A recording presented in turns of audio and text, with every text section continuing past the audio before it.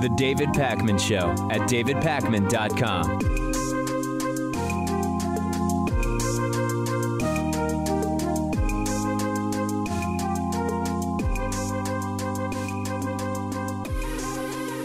Donald Trump flew all the way to the French countryside, to a World War I cemetery in honor of the troops who fought in that war, although he didn't quite make it. He made it to a hotel in Paris and ultimately called off his participation in the event because it was raining, and instead he watched television. Winston Churchill's grandson, Nicholas Soames, who's a member of the British Parliament, blasted Trump as pathetic and inadequate for failing to show up. This is disrespectful to the troops, to their families. Trump said he'd be the best on the military. That's not happening. This is disrespectful to every American taxpayer who bears the cost of this trip for Trump to sit around watching television and tweeting. Here are German and French leaders, Angela Merkel and Emmanuel Macron, both apparently able to brave the brutal rain and stand there for a few minutes between limo rides. Rain, not something that would stop Trump from golfing, however. Here's a picture of Donald Trump playing golf in the rain. That certainly didn't seem to deter him there. But honoring the troops after traveling all the way to Europe in the rain, apparently just too much to ask. Is there any bigger snowflake than this guy? 93-year-old Queen Elizabeth II had no problem whatsoever making it out to all of the events of the day. And it's really not at all surprising when you think back to Trump being the guy who got a deferment out of Vietnam because his foot hurt. Later, he couldn't remember which foot it was. Maybe it was both of them. Who even knows? Who even really cares, right? And if you want a manly president, this is not something I care about, okay? But there are many Trump supporters who are all about Obama was beta and Trump is alpha. By your own standards, you've got to be missing Obama at this point, right? Here is President Obama greeting supporters in the rain. Here he is giving a speech with no umbrella in the rain. Here is President Obama honoring fallen soldiers in the rain with no umbrella, mind you. And I could go on. And imagine for a second, what would right-wingers have done if President Obama had done this? Can you even imagine? Because it would have been a far bigger scandal than the time Obama chose the wrong mustard for the cuisine he was eating. It would be worse than the time Obama wore a tan suit on a day when he was scheduled to deal with serious issues. Trump bragged, remember, that he would have run into the high school in Parkland, Florida, Marjorie Stoneman Douglas High School, during that mass shooting, if only he had been there. And he can't even honor the troops in the rain, and we're supposed to believe he would have run into a building with an active shooter to defend high schoolers. Can anybody answer me this question, Pat? What's more disrespectful, kneeling during the national anthem before a football game, or refusing to go out in the rain after flying to Europe on a trip meant to honor the troops because it's sprinkling and you might get wet? Well, you know me, I would certainly say the latter, but I do have the explainer for this, and it's Trump's hair. He can't afford to get that thing wet. Now, you could say that the man could use an umbrella, but we have video evidence showing that he actually doesn't know how to close the umbrella. So there's no way he could have possibly made this event. I mean, just the hairstyle alone, that meerkat for a hairstyle, not going to allow him to do it. We're going to get to the geopolitical implications of this, but this guy is pathetic. He mocked John McCain for being captured in the military. He says that he made sacrifices just like Gold Star families have done, and the guy doesn't go out in the rain. He respects dictators and himself, period. That is it. And I'm getting lots of emails from people saying, David, is it even really necessary for the president to go to Europe to commemorate 100 years of the end of World War I? Like, It's not even clear that his presence was necessary. You can have that debate. I agree that Trump's presence wasn't necessary, but this event is actually a pretty big deal in the UK and in Europe. And the important thing here is that if you decide to go and then you actually make it there, go to the event. Don't sit in your hotel room watching TV because it's raining while a 93-year-old queen is able to make it out there. This is the most beta of beta, totally triggered snowflake, and it's an absolute embarrassment to this country. And we're going to be talking about that extensively later today. I've got a piece I'm planning for you tomorrow about how world leaders are just sick of Trump's BS, and they're making it clear that they're sick of Trump's BS. This is sort of, it's a story that is about a micro issue that's going on, but it actually is emblematic of so much of what's wrong with this guy, and we're going to be talking about it. Okay, we have to get into now the potential unconstitutionality, lack of constitutionality of Donald Trump's installation of a replacement to Attorney General Jeff Sessions, who he forced to resign last week, specifically of Matt Whitaker, Jeff Sessions' chief of staff. There is this thing we have in the United States called the Constitution. Article 2, Section 2, Clause 2 says that principal officers of the United States must be nominated by the president and confirmed by the Senate under its advice and consent powers.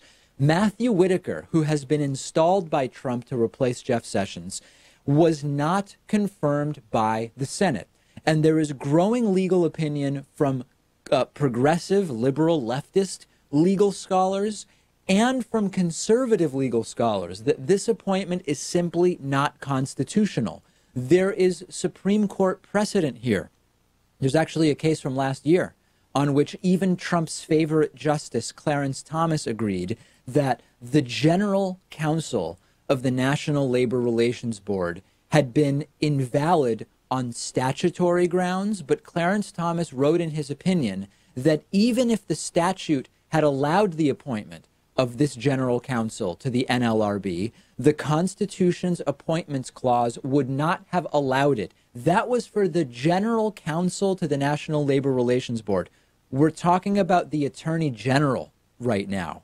And there's a legal opinion that was published in the New York Times by two co-authors. One is George Conway III, who is Trump advisor Kellyanne Conway's husband. This is a right-winger, okay, who says the installation of Matthew Whitaker is not constitutional. Now, what are the counter arguments from the right for those who say it's fine to put in Matthew Whitaker? Well, one of the arguments that they're making is that if Sessions had been fired, it would be true that it would not be allowed to install Matthew Whitaker on this basis. But that because Jeff Sessions resigned, of course, he was forced to resign, we typically call that a firing, he is therefore, Matthew Whitaker is therefore not an appointment, but it's someone being put in as acting attorney general until someone is actually appointed and confirmed. But, the argument here is a constitutional one, that consent, that advice and consent are required and that it applies to this situation, period, that it doesn't matter whether Jeff Sessions resigned or was fired. But they will say, what about Sally Yates? Sally Yates was acting attorney general for so long, David. Don't you remember that? Well, I don't remember it because she was acting attorney general for 10 days. This is a lie that is being spread everywhere. Sally Yates was only acting attorney general from January, I forget the dates. It was late January of 2017. It was about a 10-day period. But there's a really important difference here, Pat, between Sally Yates and Matt Whitaker. Sally Yates had been confirmed by the Senate as deputy attorney general. Matt Whitaker was Jeff Sessions' chief of staff. He was a staffer. He was never confirmed at any level by the Senate. And every single legal opinion that I am reading, Pat, from the left and right, that actually understands this nuance is saying Whitaker can't be there, and this is a constitutional problem. Yeah, and just like that, by every standard, the replacement, at least as acting attorney general right now, should be the deputy, which is Rod Rosenstein. But from Trump's perspective, Rosenstein is even worse than Jeff Sessions. Rosenstein is the guy who started the Mueller probe. So there's no sense in him firing Jeff Sessions or at least forcing him out just to have some guy who's worse bring up the rear. And they're probably able to get away with this because it's going to be a limited time period when Whitaker is actually serving, and it's going to get us to a point where we're all just desensitized to the whole thing. And if Whitaker does indeed end the Mueller probe, there probably won't be that much backlash. I hope you're wrong, but I worry, Pat, that you are right. And even John Yoo, one of the most repulsive right-wing legal scholars, he's the guy who refused to clearly answer whether or not the president could order a terror suspect buried alive. Remember that exchange with John Conyers years ago?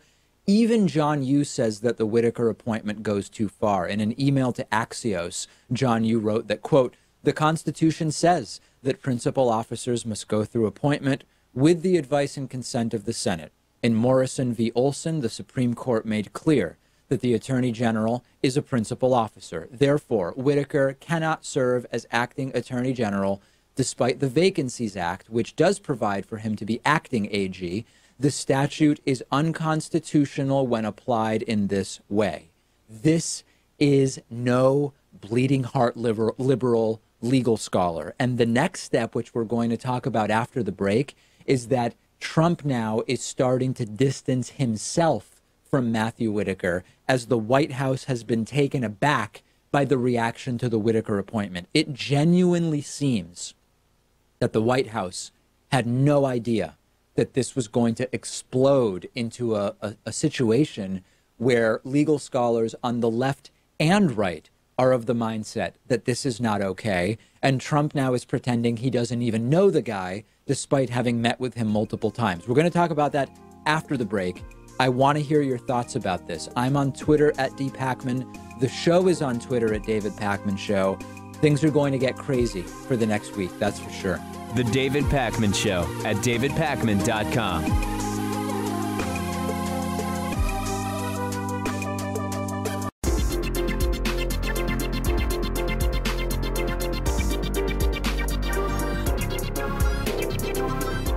The David Pakman Show at davidpakman.com.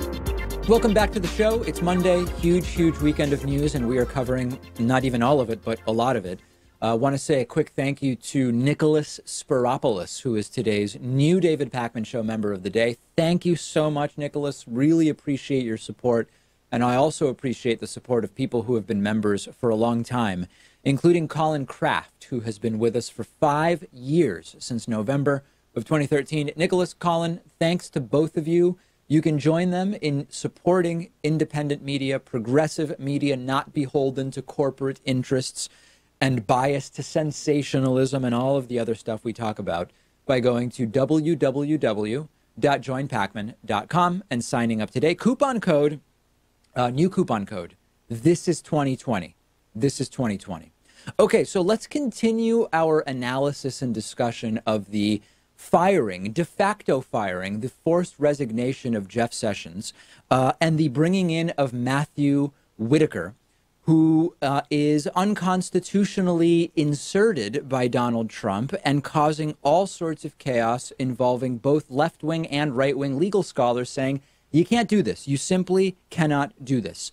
Many problems with Matthew Whitaker. He's in the tank on Russia. There's been this op-ed that he wrote, which now has been scrutinized. He wrote it on CNN, saying that the Mueller probe is wrong and it's bad and that he would end it by starving it of funds. The appointment itself unconstitutional, as I said.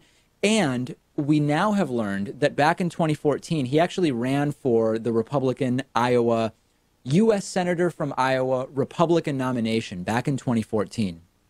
And Matthew Whitaker said that judges without a New Testament biblical view of justice shouldn't serve on the federal bench. And he even went as far as to suggest that he'd try to prevent non-Christian judges from being appointed to the bench if he got a chance. And he is very close to getting that chance right now. Back when he was running for that Republican nomination in Iowa, he attended a forum that was hosted by the religious right group, The Family Leader. And a lot of crazy ideas, as you can probably imagine, were floated at that forum, including using God-given natural law to decide who would make good judges. Whitaker went even beyond that. Prepare yourself to be disgusted. During this forum, Matthew Whitaker said, "While I agree that I want to understand their judicial philosophy and whether they understand natural law and natural rights, and then the founding documents and how they fit together, I don't think that gets us far enough, because natural law oftentimes is used from the eye of the beholder. What I'd like to see is things like their worldview. Are they people of faith? Do they have a biblical view of justice? I think that is very important." And the moderator interjected, "Levitical or New Testament?" This is code for, are Jews allowed? Levitical biblical code would include Jews because it's Old Testament. New Testament would also exclude Jews. And Matthew Whitaker said, "I'm a New Testament. And what I know is, as long as they have that New Testament worldview, that they'll be a good judge." Later in this same forum, he also mentioned he would be extra concerned about atheists being judges, saying, quote, "If they have a secular worldview, then I'm going to be very concerned about how they judge." This is against the Constitution of the United States, which says no religious test shall ever be required as a qualification to any office or public trust under the United States. This is against the stated mission of the Justice Department. This is against everything that the United States is supposed to be. And this is what the top law enforcer of the United States believes. This is his version. This is a Christian version of Sharia law. And we find so often, Pat, that it's okay for there to be no separation of church and state as long as it's their religion. But as soon as someone wants to swear on a Quran or doesn't believe in God, they should not be allowed. And this is so dangerous, and it just has to be stopped. I don't know how else to say it, Pat. Right. Matt Whitaker could be more backwards and bigoted than even the last Attorney General, Jeff Sessions, even though Sessions is someone who said that he thinks the ACLU and the NAACP are un-American and that they try to force civil rights down our throats. We've mentioned over and over the comments about how he used to like the KKK before they started smoking pot. All that stuff is bad. Whitaker could end up topping that. This is how we return to the Dark Ages, quite frankly, and why the developed world is laughing at us, which we're going to talk about in the next show. That's a piece I'm working on. This stuff is more in line with what happens in the countries that many Americans claim we are better than. A lot of the countries where you have people on the right saying, we can't allow them to come here because we are just so superior to them in every way. This is what they say, not what I say. This is the type of stuff that goes on in those countries. And in addition, a company that Whitaker was involved with as an advisor is under FBI investigation. They're putting in charge of the FBI a guy who has been advising a company that is being investigated by the FBI. The company is called World Patent Marketing. Whitaker was on the advisory board. They are under potential criminal investigation by the FBI right now. This must be stopped. This absolutely has to be stopped. And you know that this is starting to get to the White House and to Donald Trump, because Trump is now going into talking point comas, denying he even knows Matthew Whitaker. And those are the clips I want to get to next. So as Donald Trump's obstructive replacement of Attorney General Jeff Sessions with a dude who thinks the Mueller investigation should end and has a plan to end it explodes in his face, Donald Trump is now increasingly pretending he just has no idea who this Whitaker guy is, when obviously he knows exactly who Whitaker is. He selected Whitaker because he knows exactly who Whitaker is. Whitaker said that if you aren't a New Testament Christian, you shouldn't be a federal judge. The company he advised, World Patent Marketing, is under FBI investigation. He indicated very clearly that he would try to end the Mueller investigation by starving it of funds in a CNN op-ed about a year ago, earlier this year. And there are now reports from inside the White House that they're realizing this could be a total disaster for them. So now come the word games in a very strange video where Donald Trump appears to enter what I call a talking point coma. Donald Trump repeating 3-4 times in a very bizarre video clip with a helicopter wailing in the background that he doesn't know Matt Whitaker, but that he's widely respected. what does it truly mean to know a person in the sort of Aristotelian sense? Trump seemingly getting all philosophical on us because he's met Whitaker like a dozen times. Let's take a look at clip number 1 here. Well, Matt Whitaker, I don't know Matt Whitaker. Matt Whitaker worked for Jeff Sessions, and he was always extremely highly thought of, and he still is. But I didn't know Matt Whitaker. He worked for Attorney General Sessions. He was very, very highly thought of, and still is highly thought of. But this only comes up because anybody that works for me, they do a number on them. But Matt Whitaker is a very smart man. He is a very respected man in the law enforcement community, very respected, at the top of the line. And actually, the choice was greeted with raves initially, and it still is in some circles on, it's a shame that no matter who I put in, they go after him. It's very sad, I have to say. But he's acting. I think he'll do a very good job, and we'll see what happens. But I will say this. Matt Whitaker is a very highly respected man, and you didn't have any problems with Matt Whitaker when he worked for Jeff Sessions. He's respected by law enforcement. He's a very strong law enforcement personality and person. Don't know him, highly thought of. Don't know him, worked for Jeff Sessions. Highly thought of, very respected, very highly respected, respected by law enforcement, very strongly respected by law enforcement. Then Trump was asked, have you spoken to Whitaker specifically about the Russia investigation? And Trump went into the exact same talking point, coma. I didn't speak to Matt Whitaker about it. I don't know Matt Whitaker. Matt Whitaker has a great reputation, and that's what I wanted. I also wanted to do something which, frankly, I could have brought somebody very easily from the outside. I didn't want to do that. When Sessions left, what I did very simply is take a man who worked for Sessions. Again, he worked for Jeff Sessions. He's a highly respected man, especially by law enforcement, and I think he's going to do a great job. He's there in an acting position. He's probably, from what I hear, a very strong person, a very strong personality, and I think that's what they need. Didn't speak to him, don't know him, great reputation, worked for Sessions, respected by law enforcement. He's only acting, very strong, strong personality, respected, don't know him, blah, blah, blah, blah. So not only was Trump repeating these meaningless talking points, he also was lying. Okay, there's a Washington Post report out which says very specifically, Trump does know Matt Whitaker. He's met with Matt Whitaker. He's spoken to Matt Whitaker about the Russia investigation. Quote, as Jeff Sessions' chief of staff, Whitaker met with the president in the Oval Office more than 12 times, normally accompanying the Attorney General, according to a senior administration official. When Trump complained about the Mueller investigation, Whitaker often smiled knowingly and nodded in assent.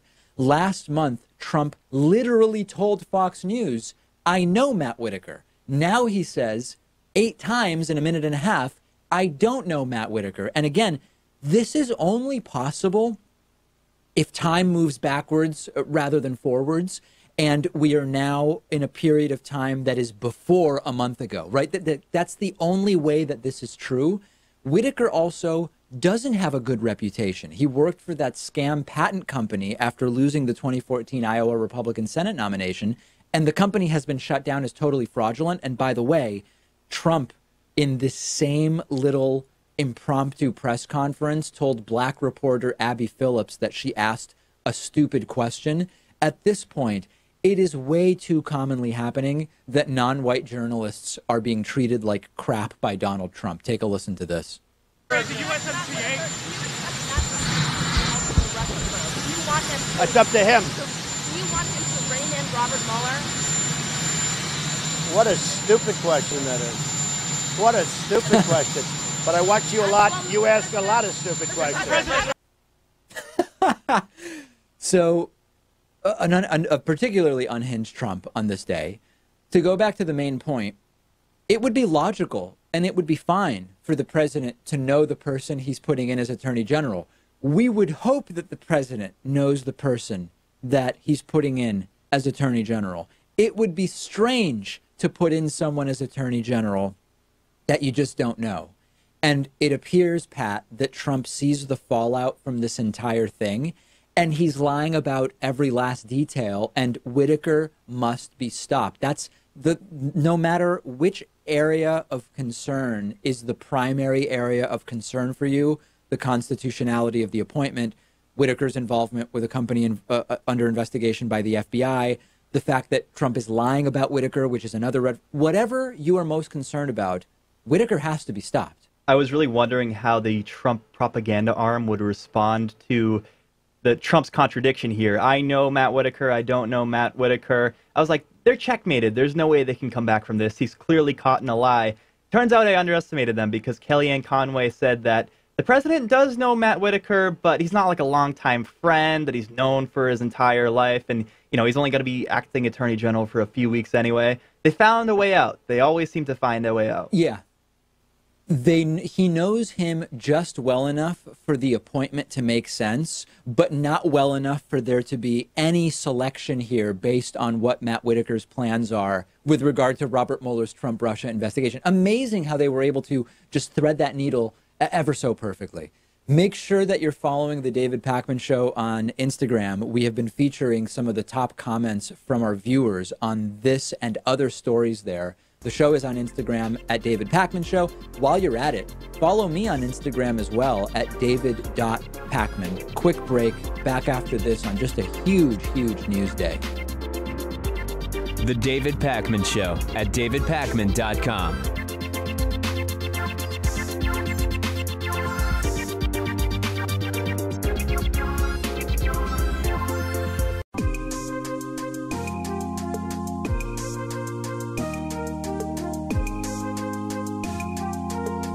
Welcome back to the David Pakman Show.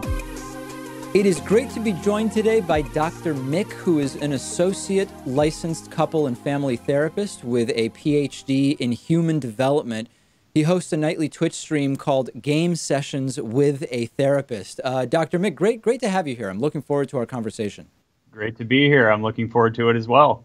So we've talked quite a bit about the relationship between the content of video games and movies, and if and how that translates into people's real world actions. We've talked about technology addiction. We've talked about anxiety and a video game addiction, all of these sort of issues. But I'm interested in sort of first hearing from you top level. I mean, how do you think that the prevalence of anxiety and depression that we are seeing today and the way technology has developed interact? Like, do you have some kind of a general thesis about how that is all working sort of like for Western humans right now? Yeah. So, I mean, one of the things that I think we see a lot in terms of anxiety and with technology, and we see this especially in teenagers, but I think we see it in pretty much anybody that has a presence on social media. So one of the things you see a lot is what we call dissonance between what a person's real self and their what we call their digital persona, which is essentially where what people put out on the internet or out just kind of in social media is not always consistent with how they are in real life. And so sometimes there's a degree of anxiety that people experience of not being able to live up to what they put out digitally. And if you are in a digital space more often than you are in, traditional social spaces, that can cause a significant amount of like social anxiety or just general anxiety when you're out in the real world trying to interact with people, because people are so used to being behind a screen when they do it. Yeah, this is also, I would argue, acutely destructive when it comes to like the world I operate in, which is political discussion, where if the political discussions that are happening on Twitter were forced to take place in real life, you would see, I would estimate, only like 2 to 4% of the aggressiveness, trolling, and sort of ideas of violence that you see presented online. Because in the real world, most people don't actually act that way. And there is a very destructive nature to the effect it has on the narratives, I think. Of course. Well, and the thing is, in real life, if a person's sitting there in person, it's a lot easier to hold them accountable. I mean, when you're in an online space and you're behind a username and you have anonymity, and then all of a sudden, a person could just delete their account or could just turn off their computer, then there's not really a way to hold people accountable to the things that they're saying. So you can troll, you can say nasty things to people, you could put some kind of crazy opinion out there that isn't founded in anything, and there's no accountability to it like there would be in real life. So before we move on to sort of some bigger picture issues about mental health, and we could talk about some real world violence and some other issues, there, on the one hand, we have a pretty good sense about the ways in which too much technology use and social media and other types of technology can cause anxiety and depression. At the same time, there is the idea that gaming for some people can create a sort of flow or Zen-like state that can reduce anxiety. So how do we kind of square that the same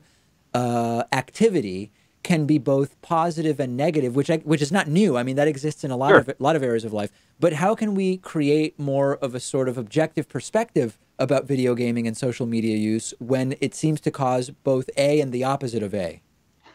I love this question a lot. And this is one of the spaces that, as a therapist, I try to operate within, is that, yeah, video gaming can be a source of, it can be a real resource for people who are having a hard time with anxiety, and can really be a space to have an outlet or to be able to manage anxiety. And yes, it can cause anxiety as well. I think the thing is, one of the most important things that we can do, one, is have more dynamic representation of gaming in the media. Right now, you only ever hear about video gaming when there's like a mass shooting or something like that, and the shooter happened to play video games.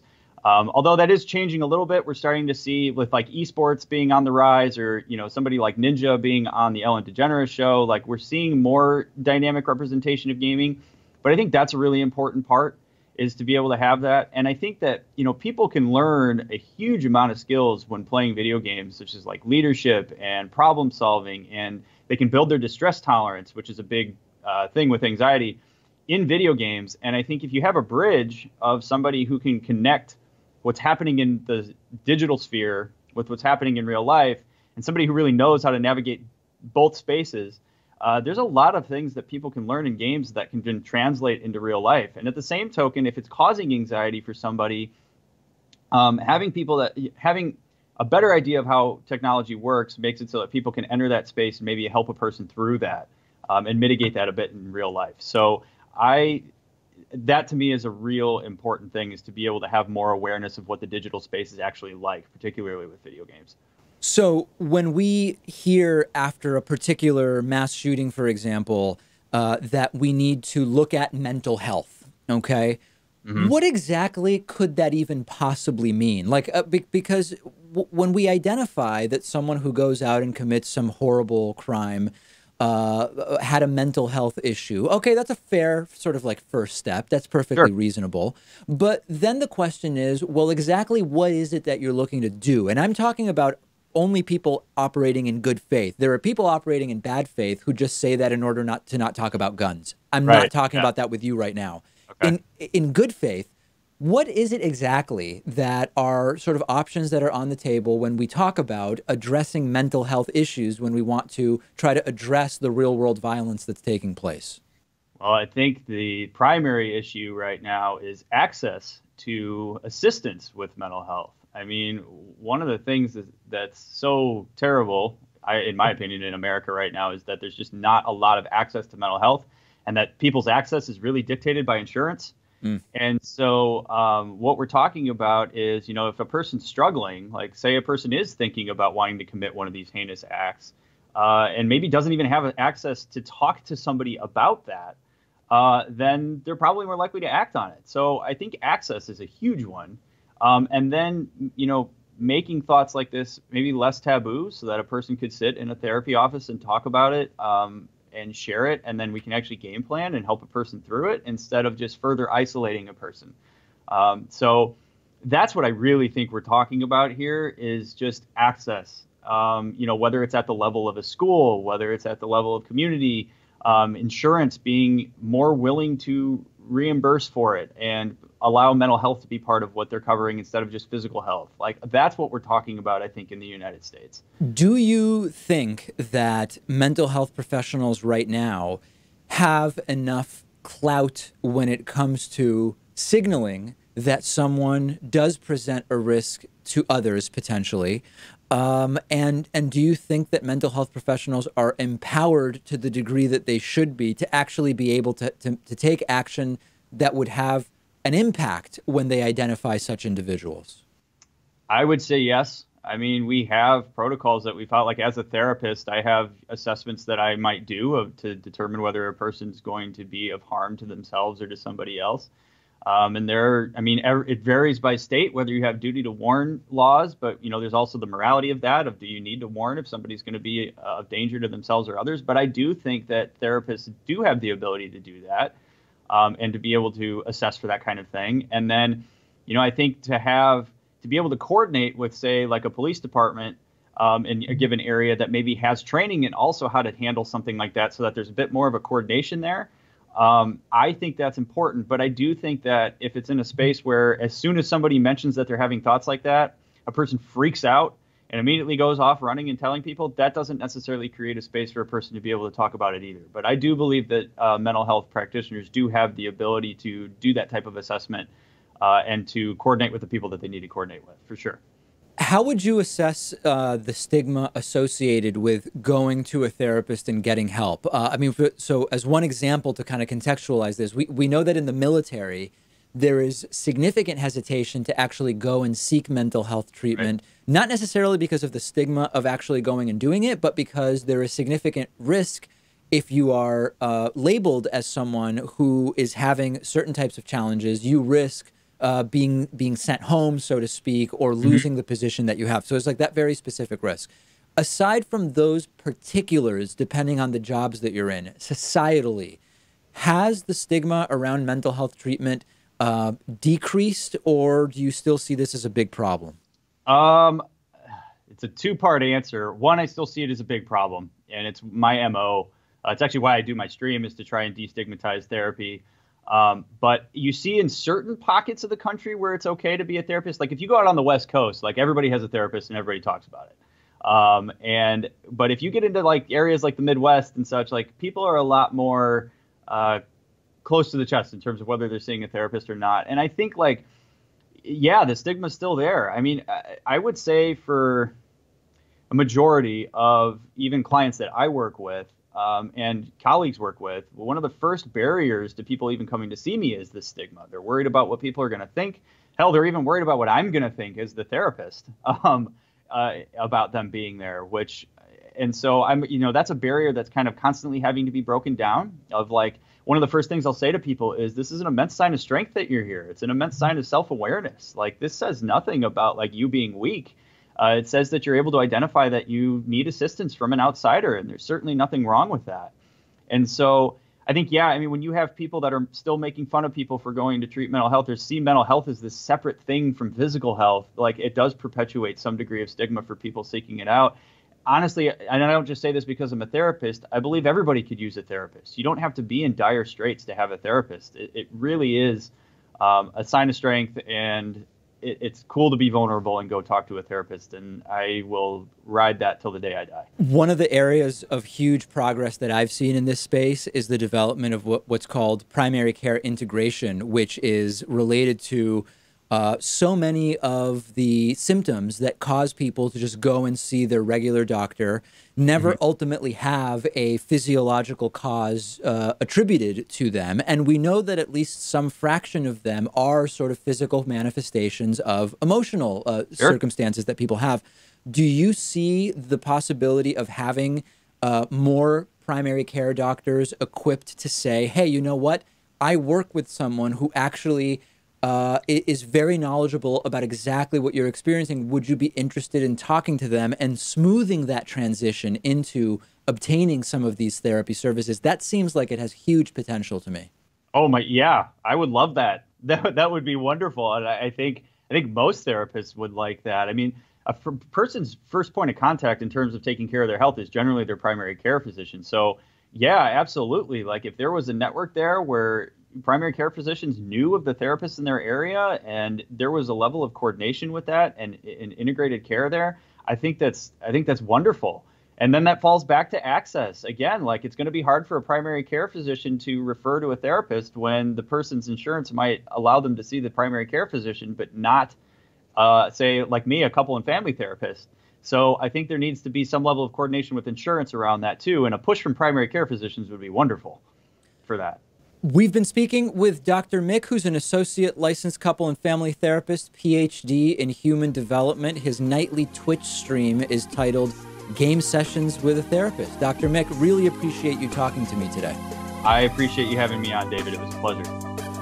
The David Pakman Show at davidpakman.com.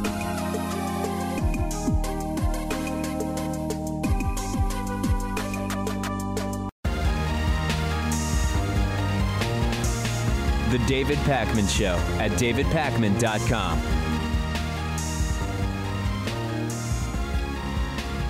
So the day after the midterm election last week, I said in pretty clear terms, and after spending more time thinking about it over the weekend, feel even more strongly that these next 2 years are going to be some of the biggest in my lifetime for sure in terms of determining the future of the political direction of the United States, and definitely the most important 2 years since I've been doing this show. Absolutely no question about it. And I was delighted that I was contacted recently in the context of everything that's going on in our country and around the world. I was contacted by longtime member and supporter Kaya, who's been a member since 2014. And she contacted me and she said, David, I love the show. My mom loves the show. We want to do something to help the show and help progressive media. We want to make a donation. What if we sponsor some half-price memberships? And I said, of course, let's do it. And I got their donation in the mail late last week, and it turns out that it's not just 2 generations of David Pakman Show viewers and supporters in Kaya's family. It's not just Kaya and her mom. It's Kaya and her mom and her son, all 3 of whom are fans of the show. And I got a great drawing from her son, Gabriel, who drew this interpretation of one of our Patriot Mail graphics that show up at the beginning of Patriot Mail. Gabriel did this. Awesome. I absolutely love it. And it's so cool that you sent this to me, Gabriel. I got a really great card from Kaya as well. This was just a fantastic thing to get. I got a really great card from Kaya, which said, and let me actually read it because it's just so great. Hey, David, hope you enjoy the fan mail. My son drew it for you. I helped a little. I've been indoctrinating him with liberal propaganda. Just kidding. We appreciate you so much. I've loved being a member of your show and will continue to do so. And then I also got a really nice donation check from Kaya's mom, Kathy, and a really great note from Kathy as well, which says, David, I'd love to sponsor new members to your show. Your show is so informative. The guests are so interesting, especially Professor Richard Wolff. I agree. He's one of my favorites, she said. I also always look forward to the Patriot Mail segments. Keep up the good work, Kathy. And indeed, Kathy has sent an extraordinarily generous check contribution, sponsoring half of 33 memberships. Okay, so Kathy and Kaya and Gabriel together, 3 generations of viewers, have sponsored 33 memberships. They've already paid half of 33 memberships, which are normally $60 a year. They've paid $30 already.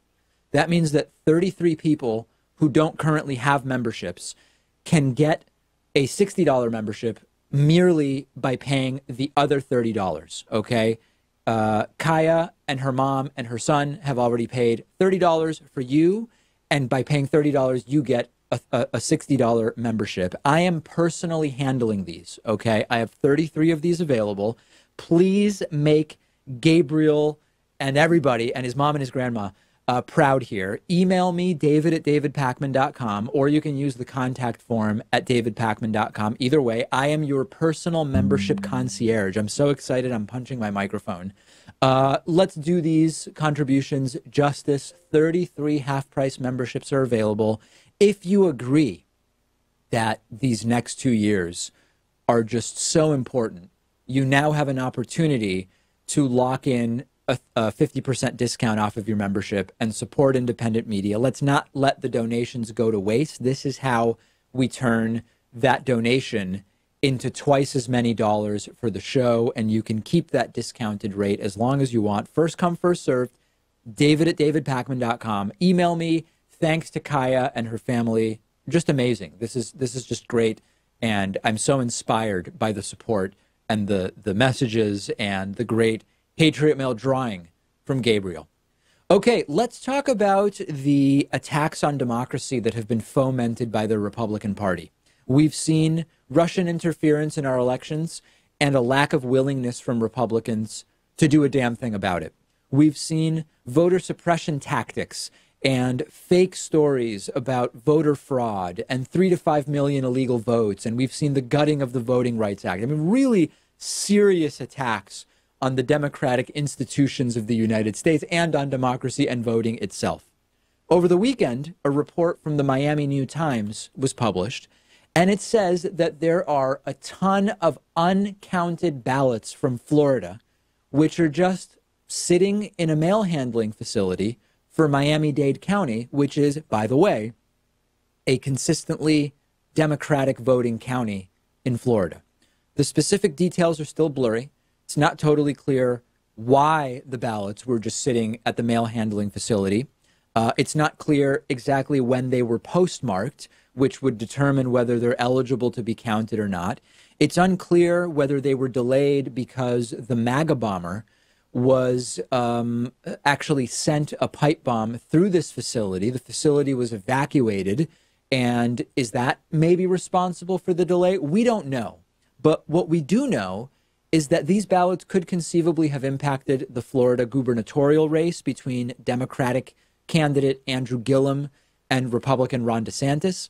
These held up ballots from a very blue part of Florida could have impacted the Senate race between Republican Rick Scott and incumbent Democrat Bill Nelson. So as all this is going on, Donald Trump says that the counting of these ballots is voter fraud. He tries to be clever, but he actually sounds very ignorant on Twitter when he says, quote, "You mean they are just now finding votes in Florida and Georgia, but the election was on Tuesday? Let's blame the Russians and demand an immediate apology from President Putin."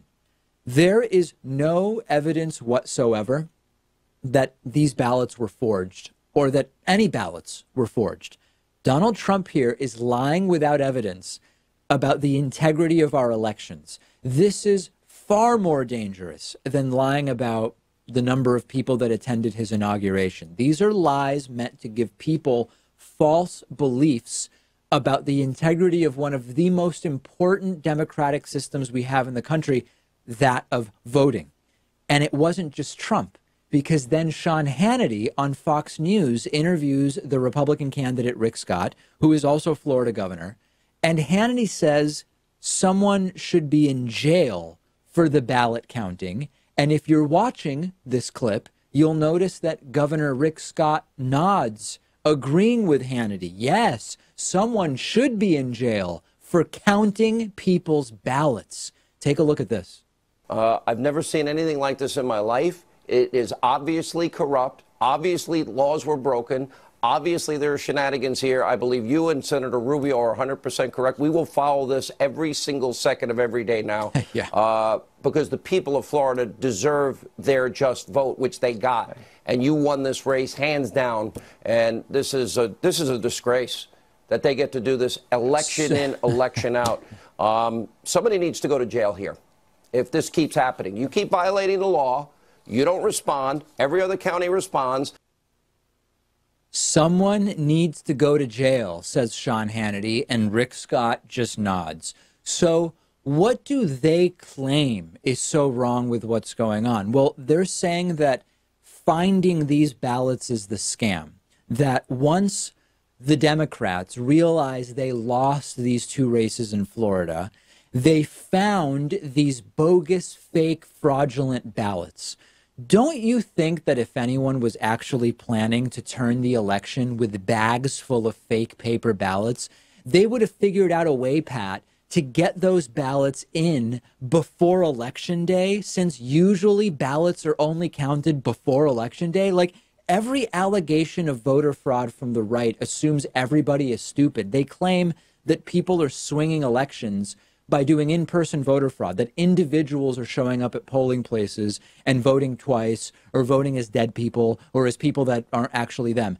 That would be such a stupid way to steal an election. And likewise, The idea that Democrats planted countless fake paper ballots, enough to swing the election, but they were stupid enough to wait until after the election was over to claim that those ballots exist. You've got to be incredibly incompetent at trying to steal elections if this is what you're doing. Yeah, and it's a totally fair argument to say that it's Monday. We shouldn't be still counting votes that were cast from last Tuesday. I mean, we should just know the results within 24 hours or so of the election. That's all well and good, because I think it can undermine their confidence in our electoral system. But what's not justifiable is to say that, well, these votes are coming in later, so therefore we just have to usurp the will of the people and that these votes are just not going to get counted. That's not the right way out of this. Yes, and there are very clear rules about the postmark dates and all sorts of other stuff. Like, we can very easily figure this thing out. And that's actually, I want to talk to the reasonable people in the audience for a second. If you are reasonable, you probably have the view that we should be able to put political disagreements aside and just work together and figure out a simple way to make sure that there's a fair and equal standard so that everybody who is legally able to vote and votes is sure that their vote is counted and that nobody is scared away from voting legally. And you would be right. We should be able to do that. The reason we can't is that one party benefits from lower voter turnout. That's the Republican Party. That's why we can't fix it, because one party and one political movement, the American right wing, they don't want higher turnout. It's bad for their candidates. It's in one party's favor for everybody to vote, and it's in the other party's favor for people not to vote. Voting itself is now partisan, and we're really screwed if we can't figure that out and solve that problem. And unfortunately, I'm scared we can't, because the incentives are really clear and the stakes are too high. The right can't allow everybody to vote because they will get crushed. And that's why we have this situation. We have a voicemail number. That number is 219-2-DAVID-P. Here's an interesting question about priorities for Democrats in the House that came in. Take a listen to this. Hi, David. This is Adam in California. Now that the Democrats have taken the House, my question is, do you think their time is better spent investigating Trump and his cabinet and pushing out sort of this legal battle against him? Or do you think their time is better spent working on bipartisan issues that they can try to work on together, such as infrastructure or middle-class tax cuts? Love your show. Yeah. Thanks, and have a wonderful day.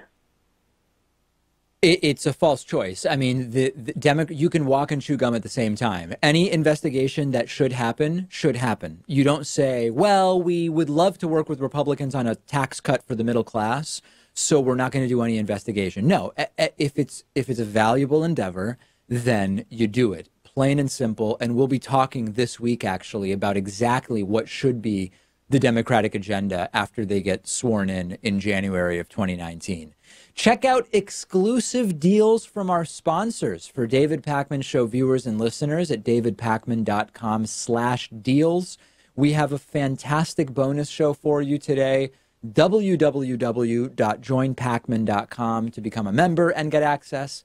Patreon.com/David Show to become a patron and get access to the bonus show.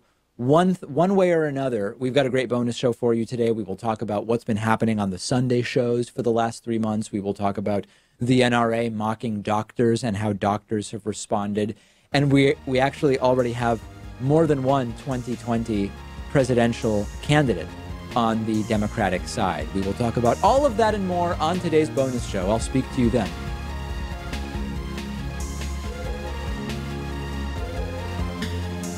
The David Pakman Show at davidpakman.com.